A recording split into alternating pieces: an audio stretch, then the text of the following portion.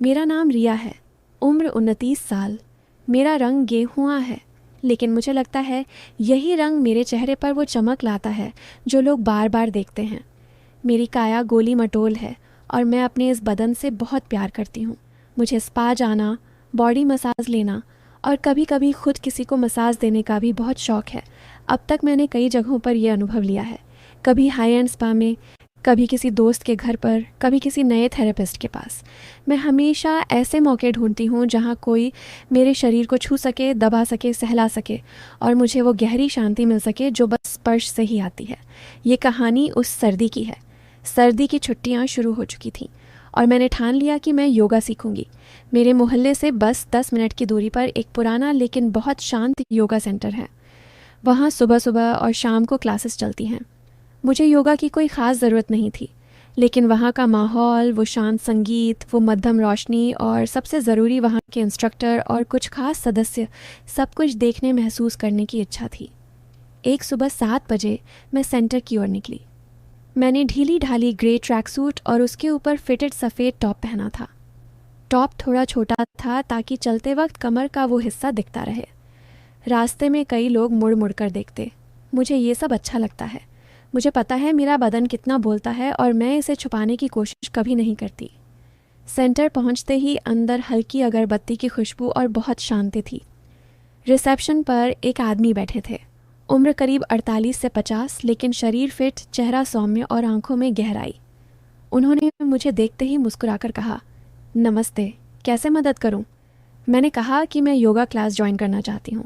बातों बातों में पता चला कि वही मुख्य इंस्ट्रक्टर हैं। नाम अजय, सब उन्हें अजय जी कहते हैं।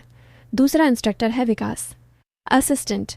फ़ीस के बारे में बात हुई, सिर्फ 700 रुपये महीना। मैं तुरंत तैयार हो गई। मैंने पूछा, जी क्लास कब होती है? उन्होंने कहा, सुबह 7 से 8:30 तक लेडीज़ स्पेशल बैच है, शाम को मिक्स्ड होता है। मैंने फिर पूछा, अभी लेडीज़ बैच में कितनी लड़कियां आती हैं? वे हल्के से मुस्कुराए और बोले, अभी सिर्फ 3-4 आती हैं, लेकिन रेगुलर नहीं, कभी आती हैं कभी नहीं। ये सुनकर मेरे मन में एक अलग सी खुशी हुई। कम लोग यानी ज़्यादा पर्सनल अटेंशन, ज़्यादा गाइडेंस और ज़्यादा वो सुकून जो मैं ढूंढ रही थी। मैंने फ़ीस जमा की और घर लौट आई। लौटते वक्त रास्ते में एक स्पोर्ट्स स्टोर दिखा। मैं अंदर गई और एक अच्छा सा योगा आउटफिट खरीदा, काला लेगिंग्स और स्पोर्ट्स ब्रा टाइप टॉप, दोनों बहुत सॉफ्ट और बॉडी हक करने वाले। घर आकर मैंने उसे ट्राई किया, परफेक्ट। अगले दिन सुबह मैं टाइम पर पहुंची। पहले से ही योगा आउटफिट पहनकर आई थी, ऊपर सिर्फ एक हल्का शॉल ओढ़ा था। बैग रखा और शॉल हटाकर मैट पर आ गई। अंदर सिर्फ अजय जी और विकास थे, दोनों की उम्र लगभग 45 से 52 के बीच। मैंने नमस्ते किया। मैंने पूछा, आज कोई नहीं आई? अजय जी मुस्कुराए, नहीं रिया, आज सिर्फ तुम हो, चलो शुरू करते हैं। मैं मुस्कुराई और मैट पर बैठ गई।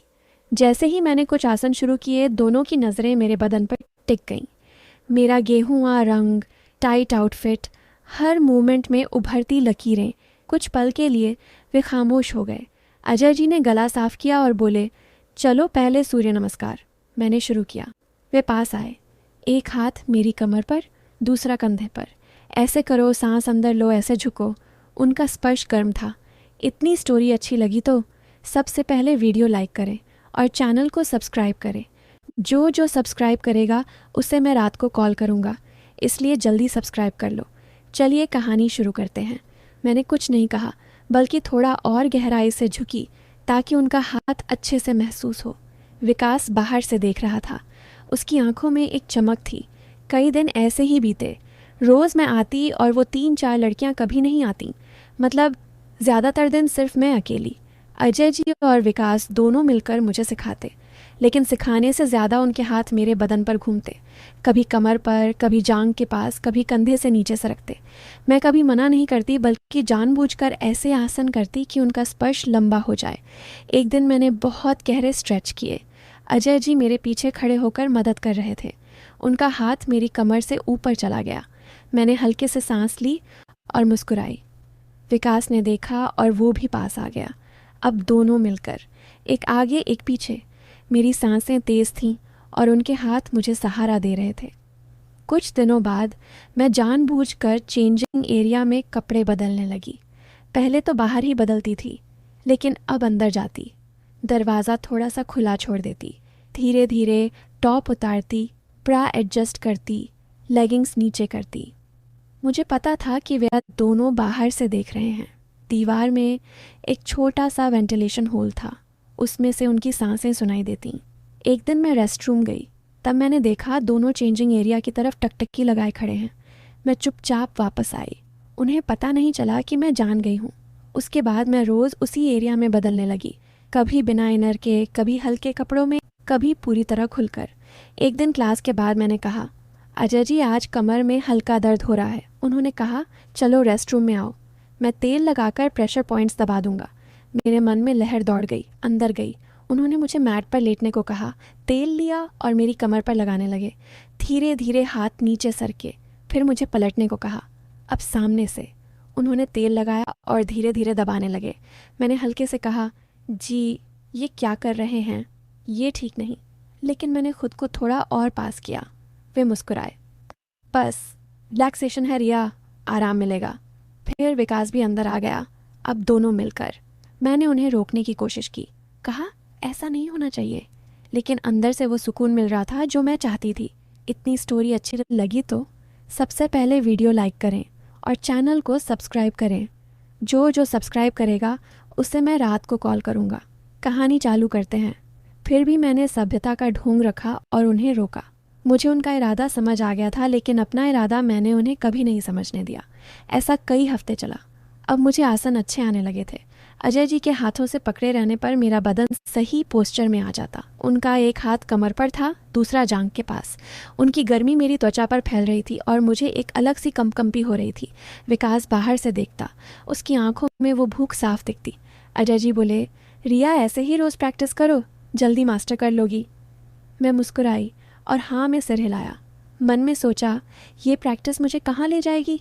उस दिन से रोज़ सुबह मैं बेताब रहने लगी। नया आउटफिट, कभी डीप नेक टॉप, कभी हाई वेस्ट लेगिंग्स, कभी बैकलेस। घर पर आईने के सामने खड़ी होकर सोचती, आज क्या नया होगा। अगले दिन पहुंची तो सेंटर खाली, सिर्फ अजय जी और विकास। मैं मुस्कुराई, जी आज भी सिर्फ मैं। अजय जी हंसे, हाँ रिया, अब तो तुम ही हमारी स्पेशल स्टूडेंट हो। मैं मन में हंसी, स्टूडेंट या कुछ और। मैं चेंजिंग एरिया में गई, दरवाज़ा आधा खुला छोड़ा, धीरे धीरे कपड़े बदले। आज बैकलेस टॉप, पीठ पूरी खुली। मैंने आईने के सामने खुद को देखा, बदन हिलाया, सहलाया। बाहर आते ही अजय जी बोले, आज स्पेशल सेशन है रिया, प्राणायाम के साथ डीप रिलैक्सेशन। मैं हामी भरी, मैट पर लेट गई। उन्होंने मुझे गाइड किया, पानी की तरह सांस लेने को कहा।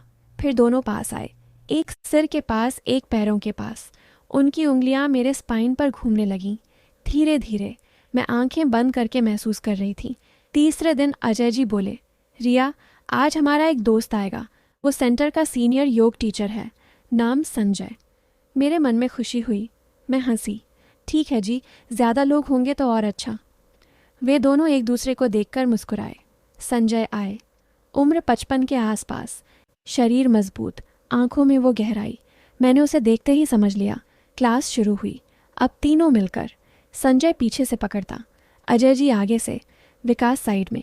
उनके हाथ मेरे बदन पर घूमते। मैं आंखें बंद करके उस लहर में बहती रही।